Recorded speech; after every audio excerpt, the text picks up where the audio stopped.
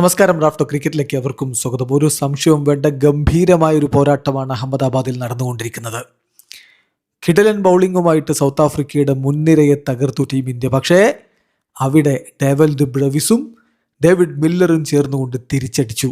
ഒടുവിൽ അവരെയും പറഞ്ഞു വിട്ട് വലിയൊരു സ്കോറിലേക്ക് സൗത്ത് ആഫ്രിക്ക പോവില്ല എന്ന് തോന്നിച്ച ഘട്ടത്തിൽ ട്രിസ്റ്റൻ സ്റ്റെപ്സിൻ്റെ പൊളിച്ചെടുക്കൽ, അവസാനത്തെ 2 പന്തുകളും സിക്സറിലേക്ക് പായിച്ചുകൊണ്ട് മനോഹരമായിട്ട് അദ്ദേഹം അവരുടെ ഇന്നിങ്സ് അവസാനിപ്പിക്കുമ്പോൾ 187 റൺസ് എന്ന് പറഞ്ഞാൽ ഇന്ത്യക്ക് വിജയിക്കാൻ 188 റൺസ് വേണം. ഭേദപ്പെട്ട അല്ലെങ്കിൽ മികച്ച എന്ന് തന്നെ പറയാവുന്ന സ്കോർ ഉയർത്തിയിരിക്കുകയാണ് സൗത്ത് ആഫ്രിക്ക. ഈ മത്സരത്തിൽ ടോസ് ലഭിച്ച സൗത്ത് ആഫ്രിക്ക ബാറ്റ് ചെയ്യാൻ വേണ്ടി തീരുമാനിക്കുകയായിരുന്നു. ഇന്ത്യ വാഷിംഗ്ടൺ സുന്ദറിനെ നിലനിർത്തി അക്സർ പട്ടേലിനെ പുറത്തിരുത്തിയത് ശരിയായ തീരുമാനമായിരുന്നുവോ എന്നൊരു ക്വസ്റ്റ്യൻ മാർക്കുണ്ട്. പ്രത്യേകിച്ച് ബ്രവിസിനെ പോലുള്ള ഒരു ഓസ്പിന് നന്നായി കളിക്കും എന്നുള്ളൊരു ഘട്ടത്തിൽ 2 ഓവർ മാത്രമേ വാഷിംഗ്ടന് കൊടുത്തുള്ളൂ എന്നുകൂടി ഓർക്കണം.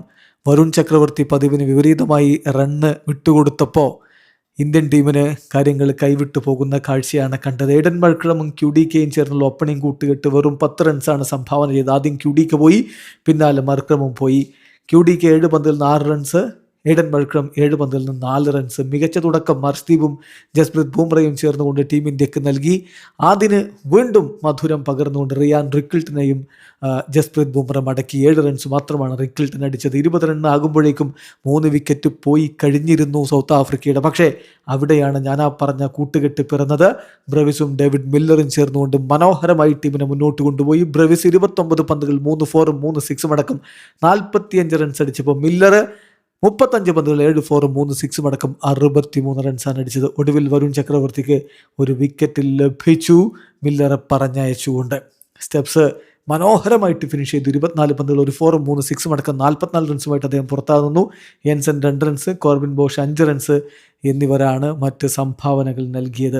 ഇന്ത്യക്ക് വേണ്ടി ബൂംറ 4 ഓവറിൽ 15 റൺസിന് 3 വിക്കറ്റ്. What A figures! 4 ഓവറിൽ 15 റൺസിന് 3 വിക്കറ്റ്. ഹർഷ്ദീപ് 4 ഓവറിൽ 28 റൺസിന് 2 വിക്കറ്റ്. ഹാർദിക് പാണ്ഡ്യ 4 ഓവറിൽ 45 റൺസ് വിട്ടുകൊടുത്തു. ദ്യൂബ് 2 ഓവറിൽ 32 റൺസാണ് വിട്ടുകൊടുത്തു, 1 വിക്കറ്റ് എടുത്തു.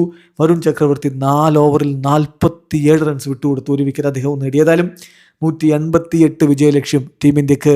അത് അത്ര വലിയൊരു ബാലികേറ മലയൊന്നുമല്ല. സാധിക്കും നമ്മുടെ ചുണക്കുട്ടികൾക്ക് അത് മറികടക്കാൻ എന്ന പ്രതീക്ഷയോടുകൂടി ഇന്ത്യൻ ടീമിൻ്റെ ബാറ്റിങ്ങിനായിട്ട് കാത്തിരിക്കുകയാണ്. വീഡിയോ സാധിക്കുന്നു. ക്രിക്കറ്റ് ലോകത്തെ കൂടുതൽ വിശേഷങ്ങളുമായി റാഫ്റ്റോ.